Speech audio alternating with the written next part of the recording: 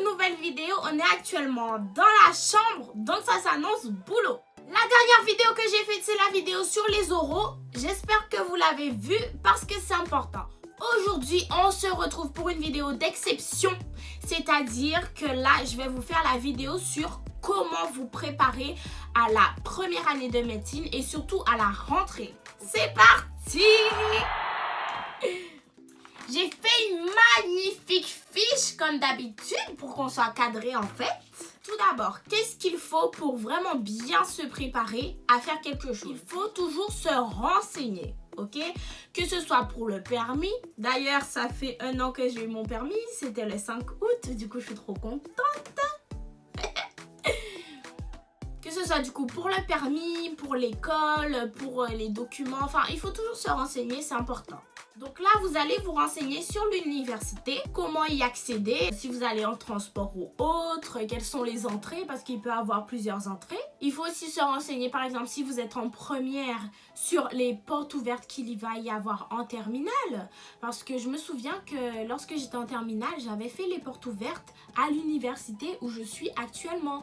Du coup, j'avais déjà un peu les lieux en tête, je savais un peu à quoi ressemblaient les amphithéâtres et tout. Du coup, je me souviens que j'avais participé à un cours et c'était le cours en UE16, enfin l'UE16 de maintenant, sur les médicaments, tout ça. Et je me souviens que quand j'ai fait ce cours à l'université cette année, j'étais tellement contente. Franchement, j'étais trop fière de moi parce que quand j'étais en terminale, j'étais allée aux portes ouvertes pour voir ce cours. Et là, de le faire en vrai, ben, j'étais trop contente. Franchement, j'étais trop contente. Donc, s'il y a des portes ouvertes, il faudrait y aller quand même. Ce serait une très très bonne idée. Et pour se renseigner au maximum, il faudra aller tout simplement sur le site de l'université. Et si vous trouvez des avis sur internet ou autre. Mais en tout cas, allez sur le site de l'université, voir un peu ce qu'il y a. Et des fois, il y a des forums. Donc, pour se renseigner, ce serait la meilleure chose à faire. Ensuite, il s'agirait de savoir quels sont les cours qui sont proposés dans votre université, quels sont les UE, quels sont les noms des UE, commencer à vous organiser avec vos classeurs, c'est-à-dire par exemple préparer le classeur du UE4, l'UE5, faire vraiment en fonction des couleurs. Du coup, là, ce serait une bonne idée de vous renseigner sur les matières, déjà pour savoir de quoi ça parle, en quoi ça consiste. Et aussi, une chose très importante, c'est savoir le nombre d'UE que vous allez avoir au premier semestre et le nombre d'UE que vous allez avoir au deuxième semestre. Comme ça, vous allez directement savoir comment vous organiser en fonction du nombre de matières et du coup, si vous avez fait un très bon choix. Parce que moi, au premier semestre, j'ai fait une petite erreur. Au lieu de faire 10 UE au premier semestre et 10 UE au deuxième semestre, j'ai pas fait ça. Du coup, j'avais beaucoup plus de travail au deuxième semestre qu'au premier semestre. Donc, regardez bien le nombre d'UE que vous allez choisir parce que c'est important, parce que c'est vous qui allez choisir quelques UE. Je me souviens juste qu'au premier semestre, c'était vraiment des UE entre troncs communs et il y avait 2-3 UE que vous pouviez faire. Et je pense que j'aurais dû faire 2 UE en plus. Comme ça, j'aurais pu être à 10 UE au premier semestre et 10 UE au deuxième semestre. Des fois, je dis UE, mais UE, c'est matière. Donc, des fois, je vais dire matière, des fois, je vais dire UE. C'est vraiment ce qui va me passer par la tête. Ensuite, il faudrait vraiment savoir quelles sont les modalités d'accès à la deuxième année de votre filière. C'est-à-dire comment accéder à la deuxième année de médecine ou à la deuxième année d'odontologie parce que les matières ne sont pas les mêmes. C'est-à-dire qu'il y aura des matières qui vont compter pour la médecine et des matières qui vont compter plus pour l'odontologie. Certes, si vous avez des matières à rajouter pour être à 10 matières au second semestre, vous pouvez prendre des matières d'odontologie, c'est pas grave.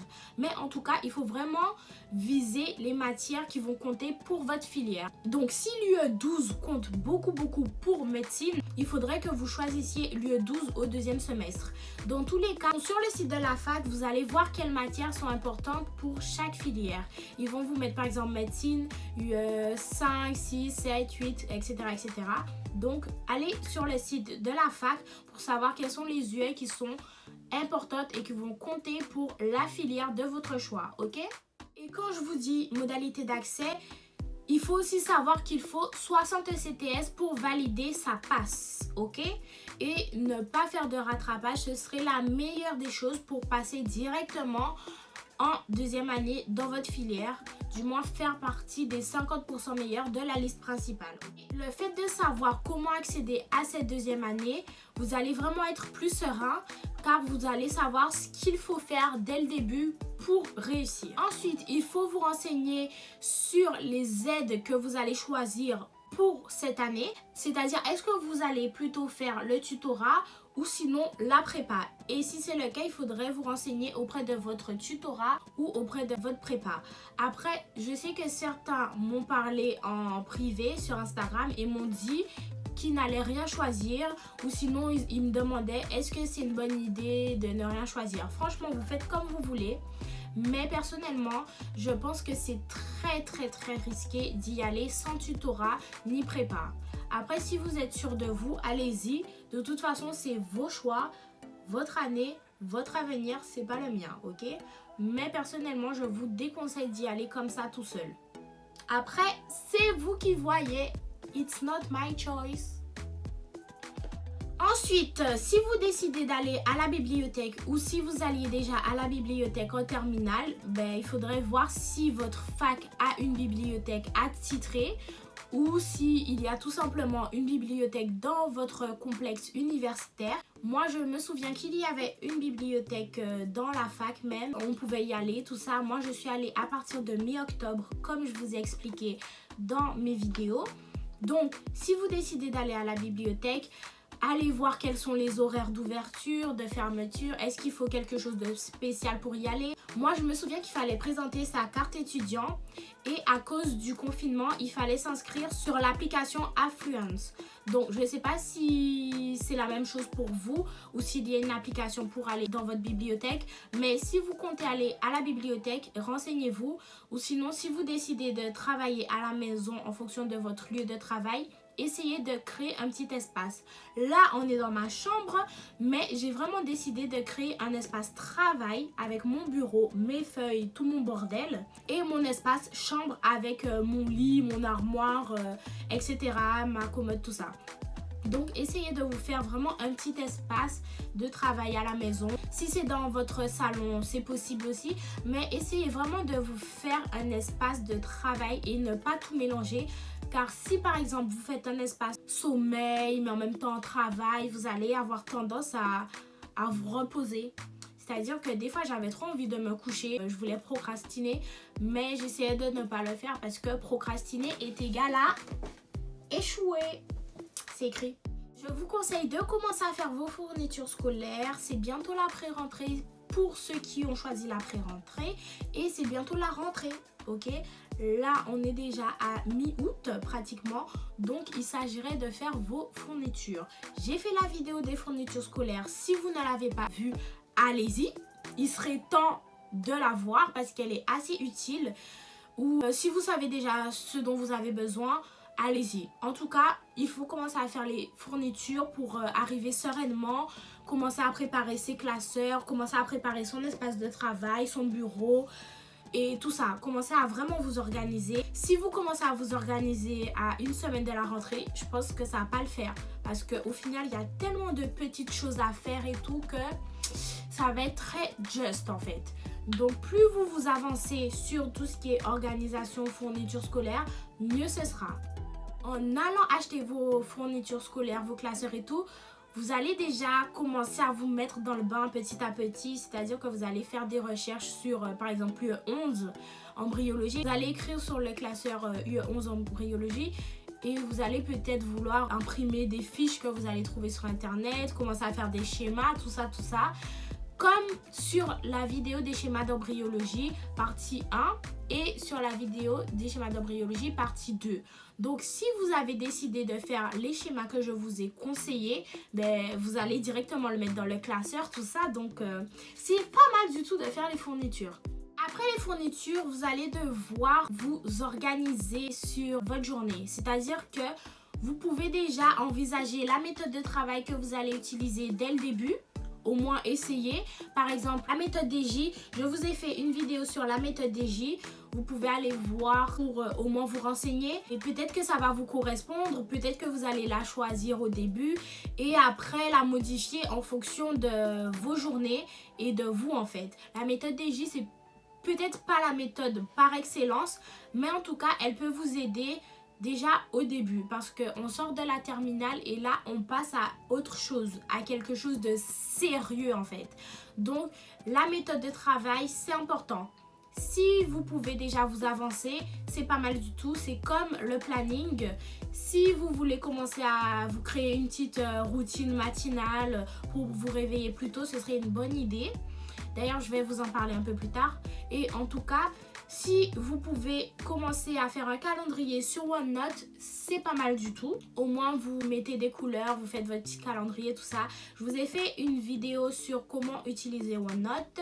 Si vous ne l'avez pas vue, allez-y parce que je trouve que mes vidéos, elles commencent à être plutôt pas mal. Franchement, là, c'est la bonne période. Donc, allez-y. C'est bon pour vous et c'est bon pour moi.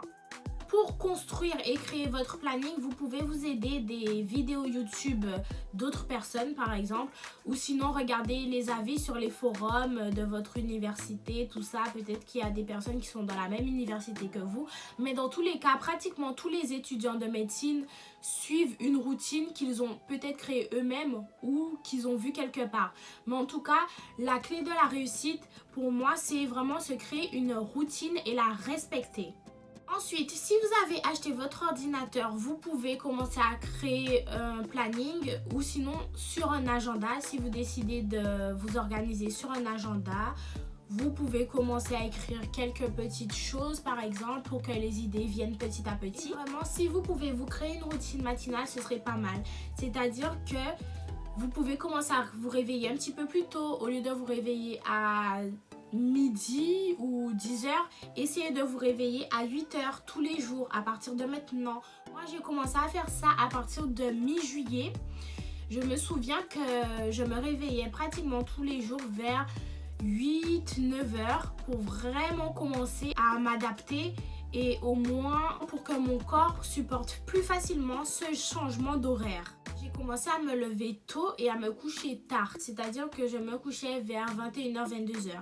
Donc de 8-9h du matin jusqu'à 21h-22h, j'essayais d'être active ou du moins pas me reposer ou me coucher. Franchement, j'essayais de faire tout et n'importe quoi juste pour rester debout et pour que mon corps s'adapte plus facilement à la rentrée. Et si vous faites ça, je pense que vous allez vous rendre compte que petit à petit, vous allez être moins fatigué vers 20h ou autre. Vous allez avoir plus de temps sur la journée, vous allez pouvoir faire plein de choses. Vous allez être hyper actif aussi. Donc, si vous voulez vraiment commencer à vous adapter à ce train de vie hyper actif, levez-vous tôt dès maintenant. Après cela, je vous conseille de commencer à regarder des vidéos YouTube sur les courants eux-mêmes, c'est-à-dire le sujet et des vrais cours en fait qu'on peut trouver sur internet. Je vous reconseille la chaîne de NT, c'est-à-dire CM Academy by NT, où il vous propose des cours très bien illustrés, très bien expliqués pour vous aider lors de la rentrée et même lors de l'année qui va arriver. Tout au long de l'année, vous pouvez vous créer une petite routine tous les matins. Moi, je me souviens qu'au premier semestre, surtout, tous les matins, j'essayais de regarder une petite vidéo qu'il proposait. Donc, si vous le faites, ce serait pas mal du tout. Sinon, vous pouvez regarder aussi des cours de prépa. Je crois qu'il y a des cours de certaines facs qui sont disponibles sur Google. Donc voilà, essayez. Je crois qu'il y a certains cours de la fac de Toulouse, mais je ne suis pas sûre. En tout cas, je sais que certains cours sont disponibles sur Internet. Pour se préparer encore mieux à la rentrée et à la première année de médecine, je vous conseille de faire la pré-rentrée, que ce soit en prépa ou au tutorat. Ce serait une très bonne idée de faire la pré-rentrée. D'ailleurs, je vous ai fait cette vidéo. Donc, allez-y, c'est très important déjà pour s'avancer, pour gérer le temps, pour voir les cours aussi que vous allez voir, pour prendre les conseils des tuteurs ou des professeurs et surtout découvrir les salles d'université et l'université en elle-même. C'est-à-dire que vous allez être moins perdu car la pré-rentrée se fait à l'université et dans les salles universitaires. Donc vous allez déjà découvrir les lieux en avant-première. Et peut-être même que vous allez commencer à vous faire un petit groupe d'entraide, un petit cercle d'amis ou même des connaissances. Et c'est assez important en vrai de se faire au moins une amie ou un ami à l'école. Franchement, même si c'est une personne avec qui vous allez discuter que à l'université, Si vous rencontrez quelques personnes, ben, ce serait pas mal. Déjà dans votre groupe de tutorat par exemple, ou sinon à la bibliothèque. Franchement, juste avec un regard, si vous êtes un peu sociable, moi je suis pas trop sociable et tout. Vu comme ça, on dirait que je suis grave ouverte, mais dans la vraie vie, je suis pas extrêmement sociable non plus en fait. Je suis un peu réservée tout ça, mais sinon, enfin, juste avec le regard, vous pouvez vous faire des amis. Vous inquiétez pas, c'est tout à fait possible. Par la suite, il faudrait aussi savoir comment vous allez aller à l'université. C'est-à-dire, est-ce que vous allez prendre les transports, tout ce qui est bus, tramway? Est-ce que vous allez y aller en voiture? Est-ce que vous allez prendre le vélo, le skate, la trottinette? Ou sinon, tout simplement, by foot? Franchement, ceux qui vont à pied, c'est surtout ceux qui habitent à côté. Pendant qu'on parle de l'habitation, il serait très important de savoir si vous restez chez vos parents ou si vous allez choisir un appartement ou si vous allez vivre en colocation. Il faudrait déjà se renseigner. Bon, là, il est un peu tard, entre guillemets, c'est-à-dire que peut-être il y en a déjà qui ont leur appartement et qui sont en train de faire actuellement les déménagements ou qui sont en train de meubler leur petit studio. Donc bonne chance, mais en tout cas il s'agirait de se renseigner. Soit vous restez chez vos parents, tant mieux, soit vous décidez de prendre un peu votre envol pour cette nouvelle expérience qui est l'année universitaire et surtout la première année de médecine.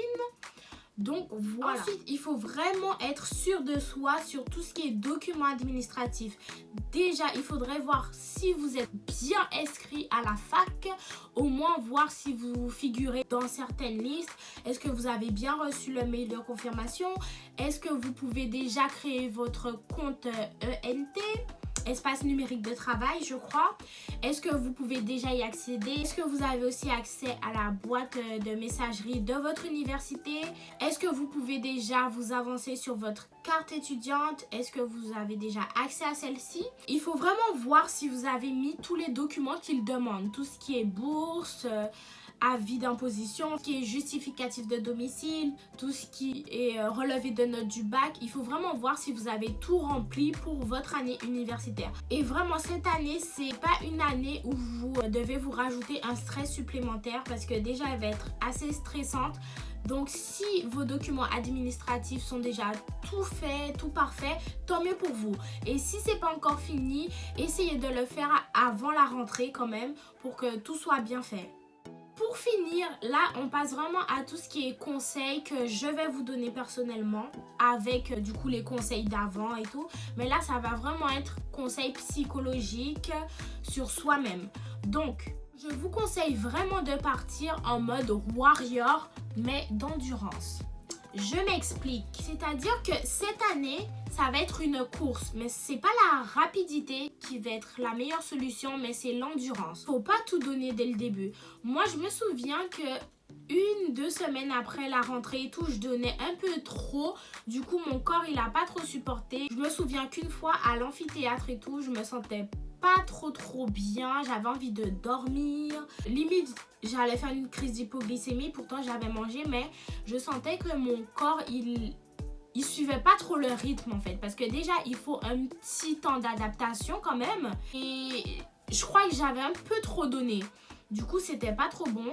Vraiment, essayez de doser votre énergie pour vraiment durer et pour aller jusqu'au bout. Il faut aussi apprendre à s'écouter. C'est très important cette année. Il faut s'écouter physiquement et psychologiquement. C'est un peu bizarre dit comme ça, mais c'est très important. C'est-à-dire que des fois, votre cerveau et votre esprit voudra continuer à travailler, mais votre corps ne voudra pas forcément. C'est ce qui m'est arrivé à l'amphithéâtre. Dans ma tête et tout, j'étais là, enfin, je me disais, il faut que tu continues à être concentré, il faut que tu écoutes le professeur. Sauf que, en fait, mes yeux, ils se fermaient tout seuls, en fait. Et j'arrivais pas à rester debout. Même si, intérieurement, je me disais, mais non, Esmeralda, ne dors pas, sois forte, sois forte. Mais en fait, non, c'est pas possible. Si vous êtes fatigué, il faut dormir. C'est pour ça que je vous conseille de dormir minimum 8 heures ou sinon 7 heures. Mais en tout cas, il faut dormir. Cette année, c'est très important parce que si vous dormez pas assez, vous n'allez pas être concentré, vous n'allez pas bien travailler. Donc, il faut vraiment privilégier le sommeil plutôt qu'au travail. C'est vraiment bizarre dit comme ça, mais si vous dormez pas assez, vous n'allez pas bien travailler. Du coup, ce sera une journée de perdu. Je vous conseille aussi de vous fixer des objectifs. Moi, personnellement, je suis quelqu'un qui se fixe toujours des objectifs, mais vraiment incroyables. Limite, des fois, c'est un peu trop. Mais je préfère me fixer des objectifs très très hauts. Comme ça, au moins, j'approche l'objectif. Et c'est mieux que rien. Alors que si vous vous fixez un objectif qui est basique, certes, vous allez l'atteindre. Mais peut-être que vous auriez pu faire mieux en fait. Donc, toujours se fixer quelque chose de haut. Comme ça, vous allez essayer de l'atteindre. Et au moins, vous allez vraiment tout donner. Ne vous fixez pas un objectif de base, mais essayez toujours de vous fixer quelque chose d'incroyable. Comme ça, vous allez avoir plus de force pour l'atteindre. Et de ce fait, je vous conseille de toujours croire en vous, croire en soi, en ses capacités, même si certaines personnes vont vous dire le contraire. Là, c'est vraiment votre année. Ça va être difficile pour tout le monde, mais il faut croire en soi, ok? C'est très, très, très important. Croire en soi, être égoïste cette année, c'est pas grave. Mais en tout cas, croire en soi, prendre soin de soi, c'est-à-dire dormir. Des fois, il ne faut pas trop écouter les autres. Être égoïste, c'est assez important, je trouve, dans la vie. Surtout qu'en grandissant, je me rends compte que des fois, on perd trop de temps. On veut trop donner de temps à des personnes qui n'en valent pas la peine. Ok? Donc, penser à soi, c'est toujours mieux. Niveau travail, je vous conseille d'éviter de procrastiner. Car pour moi, procrastiner est égal à échouer. Simple, net et précis. Procrastiner est égal à échouer. Donc, essayez de vous motiver le plus possible. Dès que vous sentez que ça va pas, essayez de mettre un petit peu de musique. Moi, personnellement, j'aimais pas trop travailler avec de la musique, mais quand je sentais que j'en pouvais plus trop, je mettais de la musique pour essayer de me remotiver. Ou sinon, écrivez des phrases. Par exemple, sur mon tableau, il y a une phrase qui dit « Your future is created by what you do today, not tomorrow. » Ok? C'est-à-dire que ton futur va être créé de ce que tu fais aujourd'hui et pas demain. Je trouve que c'est plus beau en anglais. Bref, en tout cas, vous avez compris. Il faut travailler tous les jours. Il faut s'acharner tous les jours. Il faut être fort. Si vous voulez regarder mes vidéos encore et encore, allez-y. Si vous voulez regarder une petite série sur Netflix l'après-midi, allez-y. Faut pas trop en abuser, mais si c'est pour décompresser, allez-y. Personnellement, j'ai pas vu de série cette année, mais bon, chacun fait ce qu'il veut. Autre petit conseil, il faut être les meilleurs sans écraser les autres. C'est-à-dire qu'il ne faut pas non plus être méchant. Parce que si vous pensez méchamment, vous allez apporter que du négatif, ok? C'est pour ça que souvent, je me dis qu'il faut penser positif. Parce que plus vous pensez positif, plus les choses positives vont vous arriver. Alors que si vous pensez méchamment, déjà vous apportez de la négativité et ça va mal se passer. Franchement, soyez positifs cette année. C'est une seule année de galère. Après, certes, les études sont longues et difficiles. Mais au moins, si vous passez ce cap, je pense que vous allez voir un peu plus loin. Ok? Donc, ce sera une année certes difficile, mais incroyable. Moi, je garde que des souvenirs positifs. Même si j'ai eu une poussée d'acné, même si j'ai eu des fois de l'angoisse, surtout au premier semestre lors du concours blanc où j'ai vu que j'avais des notes catastrophiques une semaine avant le concours.